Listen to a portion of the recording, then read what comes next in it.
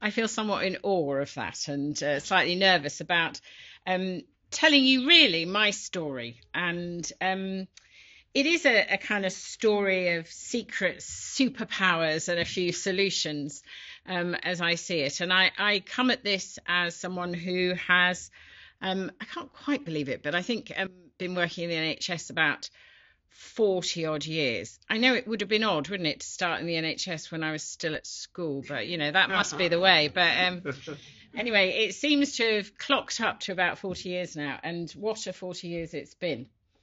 And I guess for me, I trained as a nurse, as a general nurse. I trained as a children's nurse, and I trained as a health visitor, and then did many jobs, and then ended up here at the wonderful Homerton Hospital, Homerton University Hospital as it was then, in Hackney.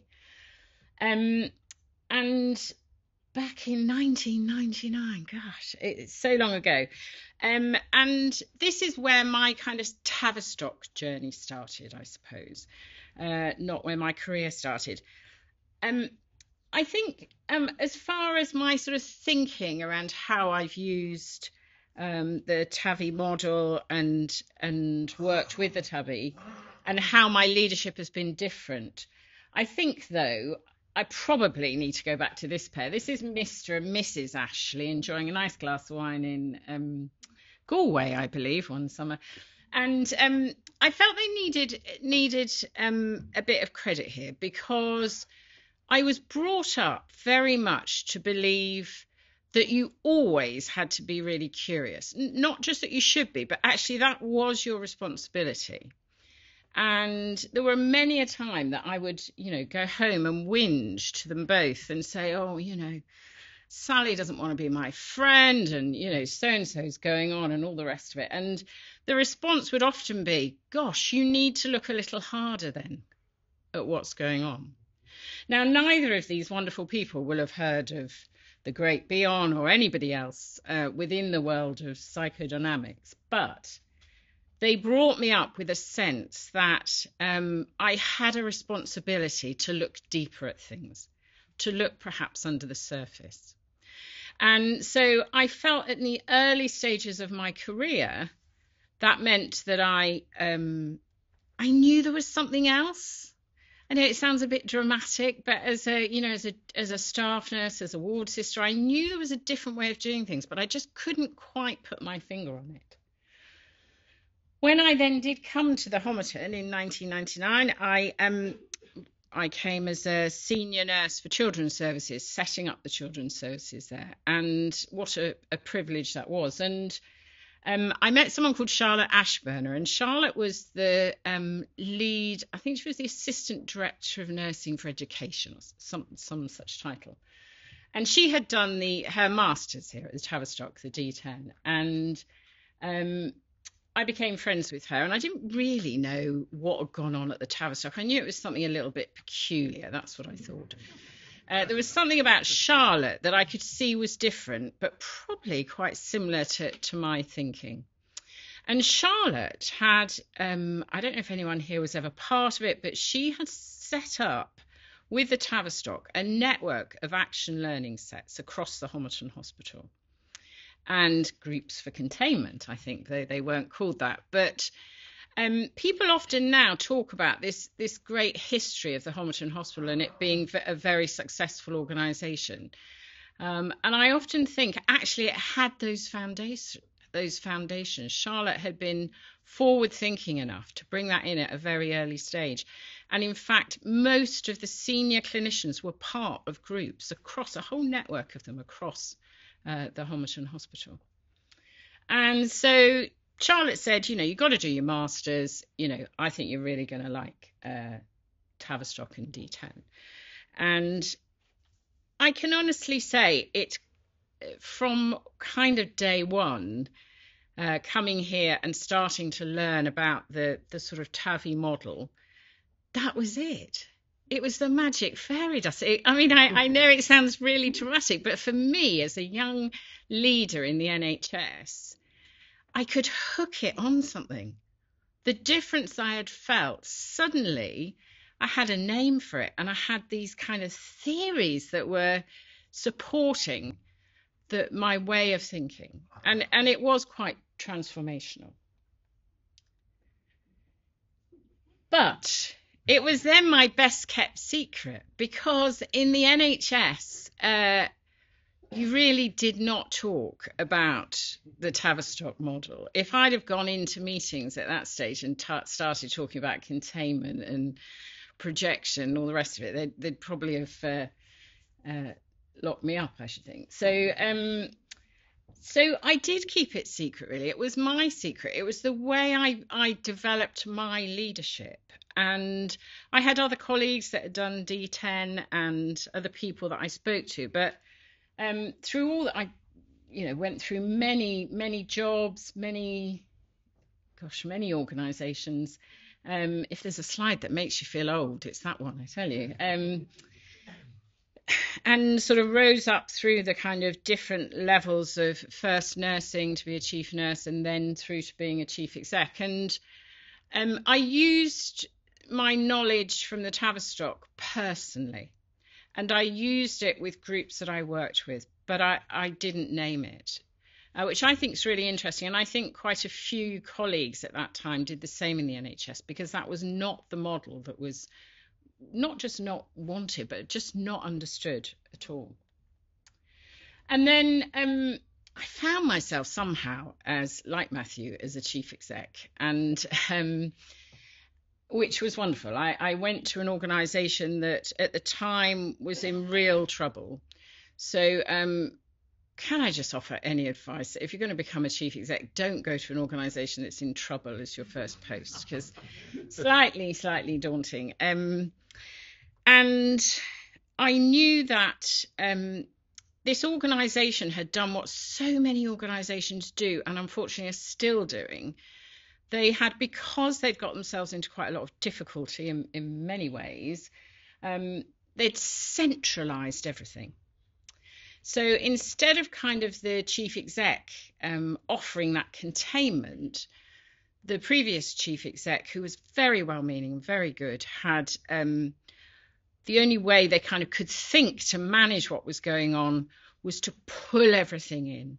And I don't think so much be a container of anxiety, but to become somewhat an autocrat who just let the anxiety flood over them, actually, and was unable to really kind of sort that out, and things just got worse and worse. And I think that, well, I know that happens a lot in the NHS. I see it happening now.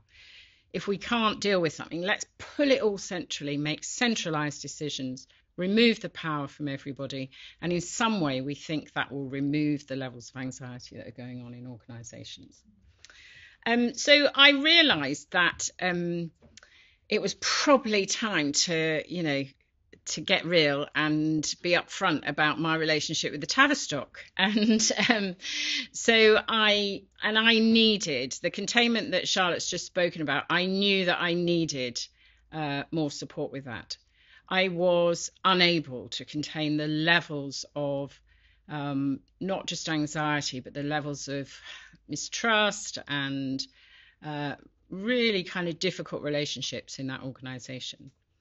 So I firstly asked the team to come in and work with the children's services. It was a service that was really dysfunctional. They'd been through a lot of difficulties.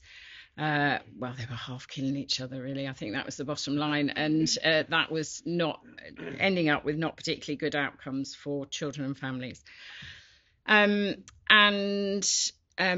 So Charlotte and Jenny came in and worked with the children's services there, and it was just transformational. And it was really funny because it was a very traditional organisation, and a lot of people were kind of which I think happens with the Tavistock, doesn't it? A lot of people are kind of like, oh well, she's brought in these people from the Tavistock. We don't really know what that's about.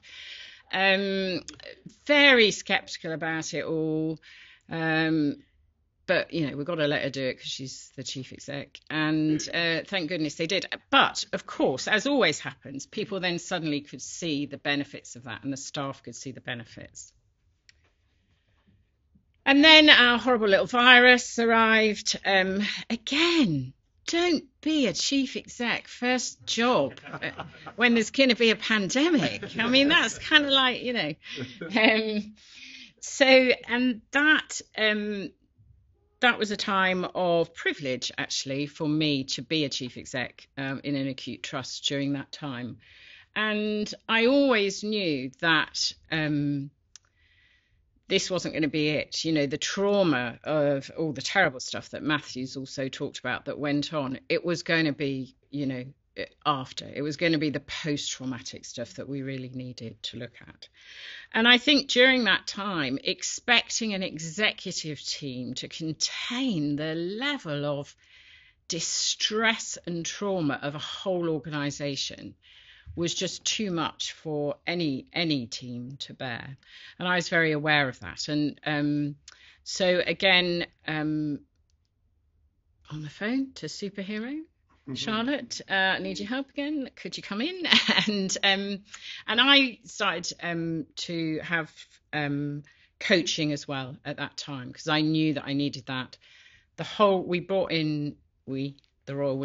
brought in a model of coaching, so group work with the executive team and individual coaching for each exec director. It wasn't an option, which is quite an unusual thing, I think, in the NHS. So we often use coaching as a sort of, do you fancy coaching? We'll pay for your coaching. And if the person says, oh, no, thanks, I'm way too busy, it's like, oh, okay, there we go, no worries. It's not a mandatory thing. I actually think that for all exec teams, every executive director should be mandated to have coaching. Now, I know that's not very Tavistocky, because it's all about, choice and stuff, but actually I don't think it is necessarily safe for executive directors to be taking on as much as they do at the moment and containing as much as they do without some kind of support. And in a lot of professions, you wouldn't be able to practice. And I'm sure many of you in this room wouldn't be allowed to practice if you didn't have some kind of coaching or supervision. And we don't mandate that in the NHS, and I think we should. I certainly push for that. All very successful. And then back to the beginning. I went back to a nice, smart, new Homerton hospital. What a fantastic experience to go back from the place that it had all started. And had anyone ever heard of the Tavistock when I went back? No. So that, again, is very much a kind of NHS, isn't it? That we do stuff that's really successful, works really well. The leadership team move on and it stops. And I often think, I wonder what would happen if those groups had just continued over those few years that I'd been away, how that would have supported that organisation. I think it would have worked really well. But I asked the team to come back in and work with the executive team again. I think, again, that was a new team that had a very sort of consistent leadership for a long time. And it was really important to kind of manage those feelings that they had. So I suppose, so what? What does it matter? Why would I spend the money? And often people will say, we just don't have the money for it. We don't have enough money to run the services that we have. Why are we going to pay for consultants to come in? And I think for me,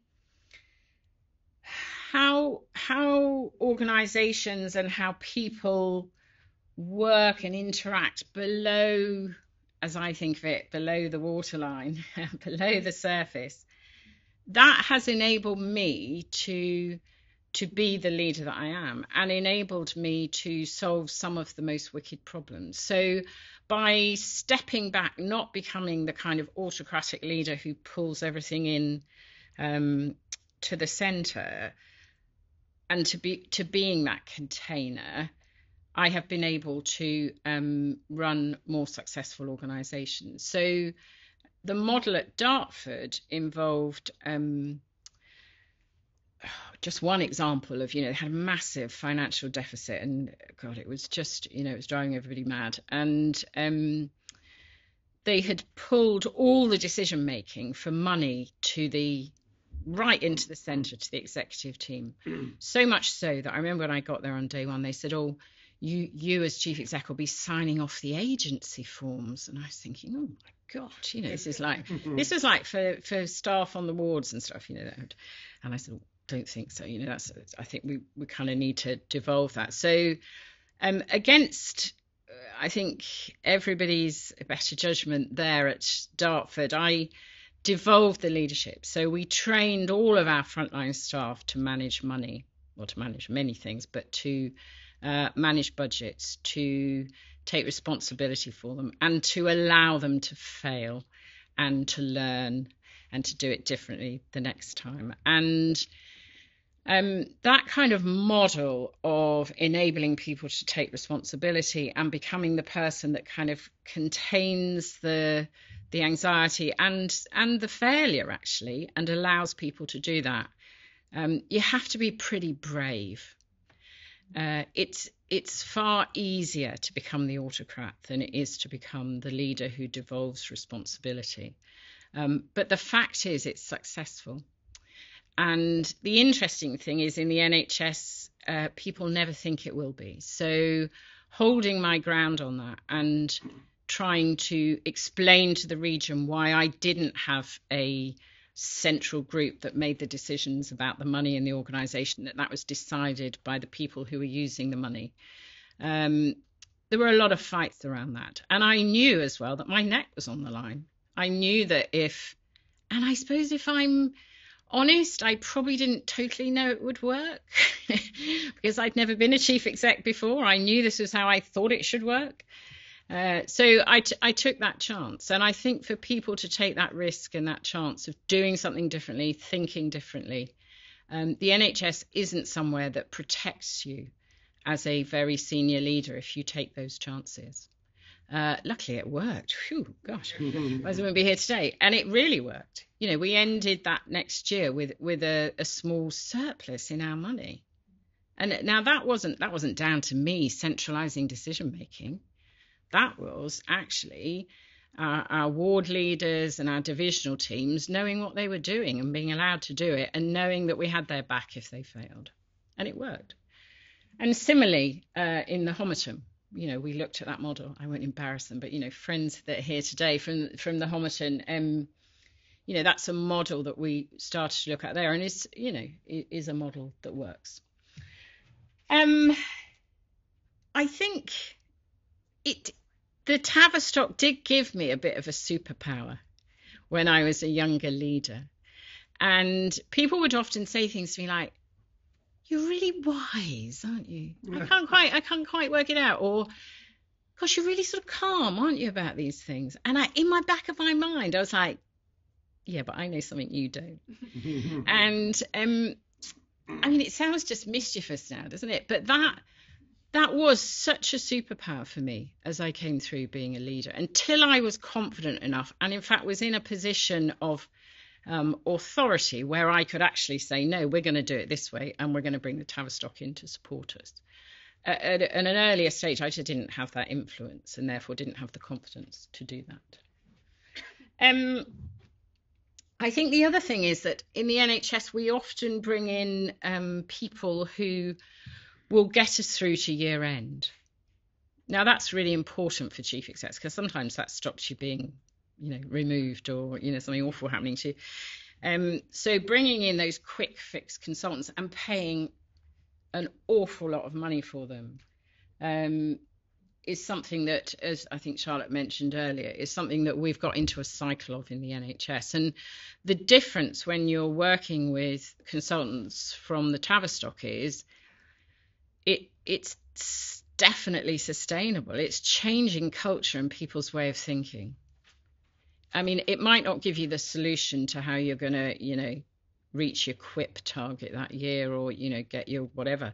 But actually it will, because you are releasing people's ability to think. You're improving people's confidence so that they feel able to speak up.